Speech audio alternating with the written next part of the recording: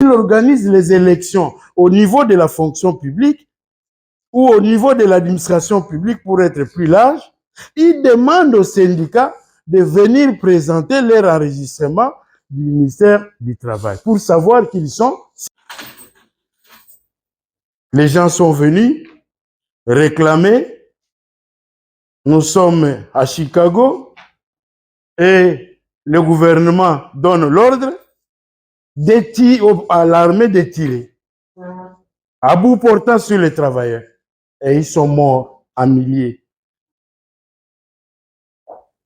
Et quand l'OIT est créée, on va prendre cette journée-là comme une journée internationale du travail. Moi, j'appelle ça une journée commémorative du travail. Des travailleurs qui sont morts. Mais on m'a dit à Genève que tu ne peux pas appeler ça journée commémorative des travailleurs.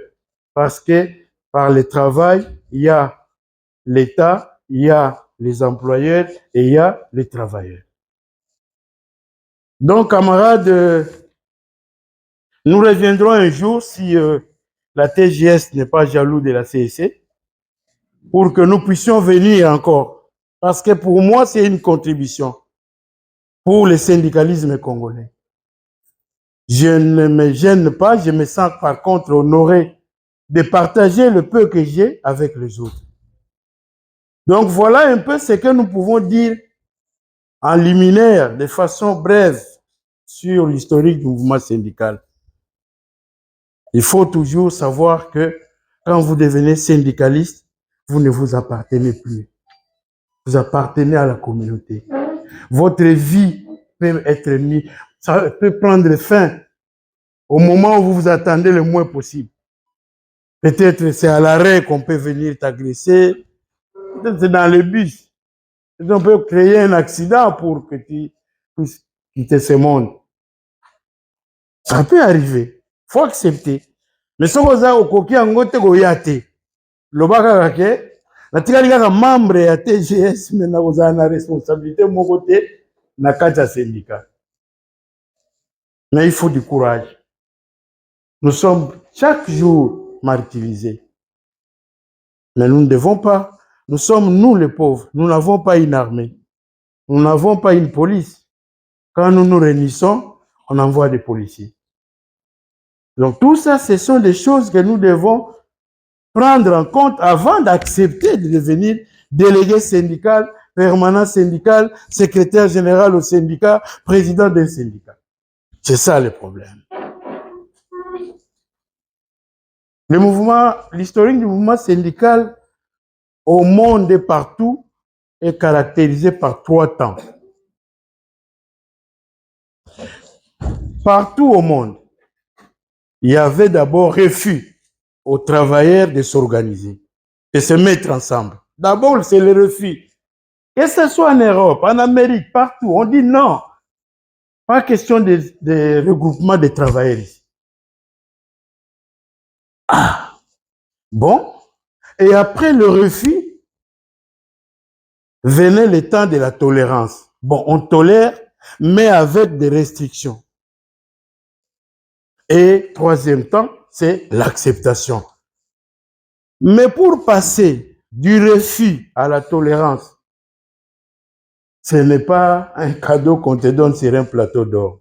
Il faut la pression. C'est comme ça, nous, on nous appelle des mouvements de pression. Sans la pression, vous n'obtiendrez rien. Vous pouvez tout dire. L'employeur ne vous donnera rien. Donc, pour quitter le refus à la tolérance, il faut une pression. Et on arrive à la tolérance, on continue avec la pression, l'employeur trouve que bon, laissez-le faire. Voilà donc les 3 grands temps qui caractérisent l'application du syndicalisme dans le monde entier. C'est comme ça que on avait 20 heures de travail. Une journée à 24 heures. Vous avez 20 heures de travail. Mais vous habitez à 20 km. qu'est-ce que vous faites? 20 heures au travail, 1 heure de marche, vous arrivez chez vous, vous avez 2 heures, 1 heure, vous vous mettez encore en route pour retourner. Qu'est-ce que vous allez faire? On était obligés et les gens se sont battus. Vous avez, toujours dans ce cadre-là, on nous payait combien? 20 heures de travail, mais quel salaire? On appelait ça le salaire des coups de rein. On te donne juste un salaire, on met la lungwila, on met la lotoko, pour que tu puisses coucher ta femme et avoir des enfants qui vont commencer à travailler à 8 ans. Parce qu'ils ont besoin de la main-d'œuvre moins chère. Vous n'avez pas le choix. Et les travailleurs de l'époque se battaient. Ils se disaient, bon, c'est comme ça qu'ils commençaient par moments à se créer des petits groupes pour faire pression, pour commencer à refuser, bon, ainsi de suite. Parce que les enfants commençaient à travailler à 8 ans.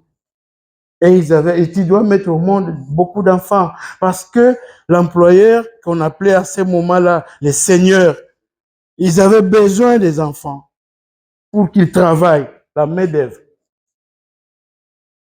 Nous avons connu l'époque des seigneurs et des vassaux. Nous avons connu l'époque des patrons et des prolétaires. Mais aujourd'hui, nous sommes des partenaires. C'est ce que nous disons, que nous sommes des partenaires. Pour arriver là-bas, les gens sont morts. Les gens ont été révoqués. Si vous n'avez jamais été révoqué pour la cause des autres, camarades, c'est pas facile de comprendre ce que c'est le syndicalisme.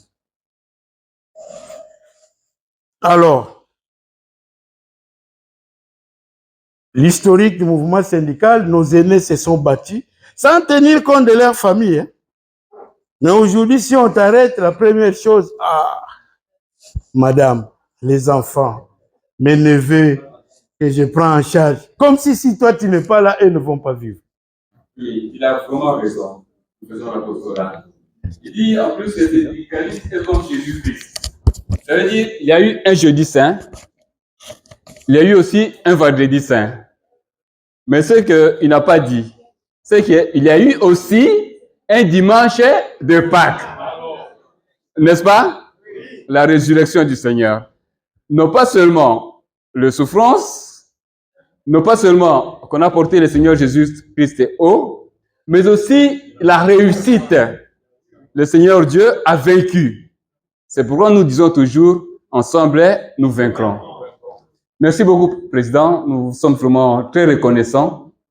Vous avez vu que votre exposé a emballé tout le monde. Et tout le monde est resté dans sa soif. Nous devrons vous rassurer que nous voulons vivement que vous reveniez former nos représentants que vous voyez là sectoriels. Et nous le prévoyons pour le mois de décembre prochain, Dieu nous faisant grâce et nous donnant des moyens. Président, parce que vous êtes le porte-parole de tous les agents et fonctionnaires de l'État, voilà ce que nous vous demandons pour être notre porte-parole aussi auprès du gouvernement à ce sujet.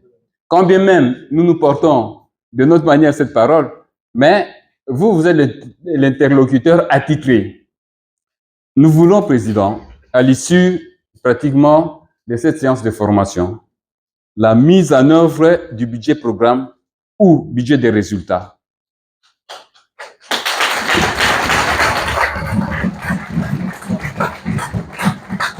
Et notre deuxième résolution, ça nous est interne. Transparence et justice sociale va mettre en place un bureau d'études, de manière à ce que nous puissions aider aussi le gouvernement à faire de bonnes propositions et à prendre de bonnes résolutions. En troisième lieu, nous voulons la mécanisation inclusive au salaire de base de tout agent public de l'État qui est mis en service et qui travaille régulièrement et sert l'État.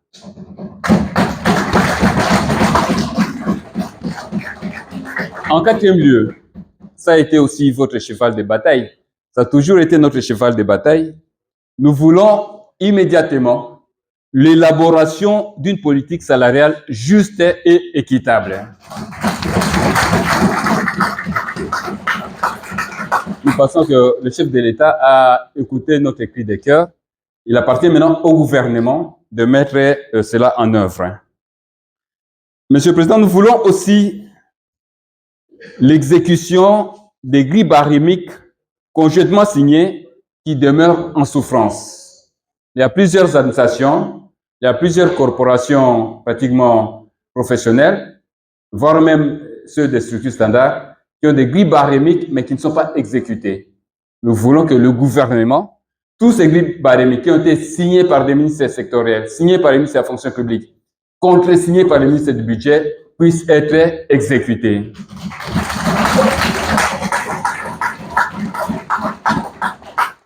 Nous voulons, en sixième lieu, l'amélioration des conditions de travail des agents publics et des travailleurs, voire l'hygiène au travail, et voire même la construction des immeubles de rapport ou des immeubles administratifs, parce que plusieurs agents travaillent dans la promiscuité que vous ne pouvez pas comprendre.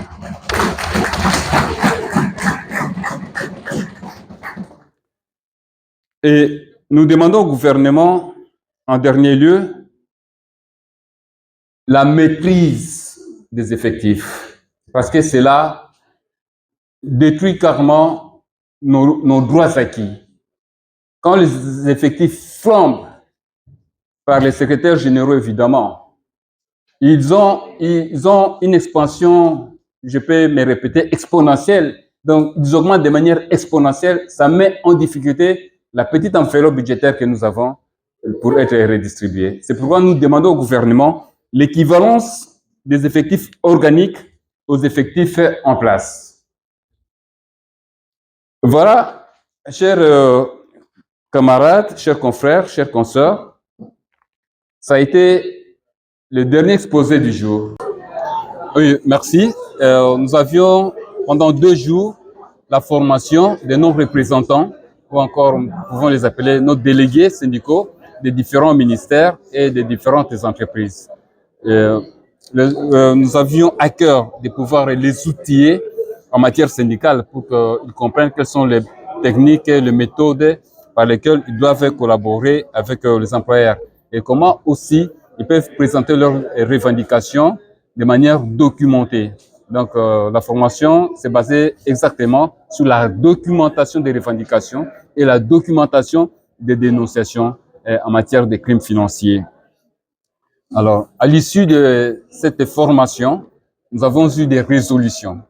Et parmi les résolutions phares que nous avons eues, il y a de 1, la mise en œuvre du budget programme ou budget des résultats que nous demandons pour que le chef de l'État puisse ordonner au gouvernement de nous faire basculer du budget des moyens au budget des programmes.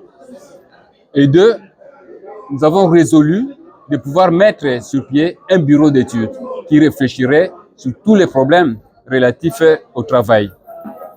Nous avons aussi résolu d'accompagner le gouvernement dans la mécanisation inclusive du salaire de base de tous les agents publics qui travaillent réellement, c'est-à-dire qui ont été mis en service et qui servent l'État de manière régulière. Nous avons aussi renchéri ce dont le chef de l'État a dit, a ordonné au gouvernement l'élaboration d'une politique salariale juste et équitable. Parce que cela est aussi notre cheval de bataille. Et par ailleurs, il est statutairement inséré dans nos statuts, c'est inscrit dans nos statuts que les rémunérations doivent être équitables conformément à l'article 37 l'article 36 de la Constitution. Nous avons également comme résolution au gouvernement l'application des grilles barémiques en souffrance. Donc des grilles barémiques des primes des différents ministères, notamment des structures standards et d'autres ministères qui sont en souffrance, qui ont été signés et contre-signés par le ministère du Budget. Nous demandons au gouvernement de bien vouloir appliquer ces grilles barémiques. Nous avons aussi abordé des sujets relatifs aux conditions de travail et nous avons eu comme recommandation de demander au gouvernement d'améliorer les conditions de travail des conditions socio-professionnelles des agents. Parce qu'il est inacceptable que les agents travaillent, mais qu'ils soient dans des conditions hygiéniques déplorables. On doit avoir des toilettes dignes, on doit avoir des bâtiments dignes et on doit sortir de la promiscuité dans nos bureaux. Et enfin, nous avons aussi recommandé au gouvernement qu'on puisse maîtriser les effectifs et la masse salariale. Il faut qu'il y ait pour cela l'équivalence des effectifs organiques aux effectifs mis en service. Parce qu'on ne peut pas toutes les fois faire des dépassements des effectifs par rapport au cadre organique. C'est de la même façon qu'on fait des dépassements pratiquement des dépenses par rapport au crédit budgétaire. Ce sont des fautes de gestion. Nous pensons aussi que c'est une faute de gestion. Ce sont aussi des fautes de gestion de pouvoir faire des dépassements des effectifs en place par rapport aux effectifs organiques. Voilà, c'est là un peu la quintessence pratiquement des résolutions que nous avons prises à l'issue de cette formation. Mais ça nous a été une formation très utile. Nous avons eu plusieurs intervenants, dont l'intervenant que vous avez trouvé sur place, le président de l'INAP, qui a rangé nos représentants sur le syndicalisme. Il y a eu le représentant pratiquement de l'Agence de prévention et de lutte contre la corruption qui nous a harangué longuement sur la lutte, comment nous devons lutter contre la corruption sous toutes ses formes, contre les détournements, contre les vols, comment nous devons les dénoncer. Et nous avons eu aussi d'autres intervenants qui hier ont parlé du monde du travail et pratiquement des avantages et pratiquement des exigences du travail. Voilà, c'est une première formation pour nous, Transparence et Justice sociale, de nos représentants sectoriels, mais nous pensons qu'au mois de décembre prochain, nous tiendrons pratiquement une deuxième formation pour outiller de plus en plus nos représentants.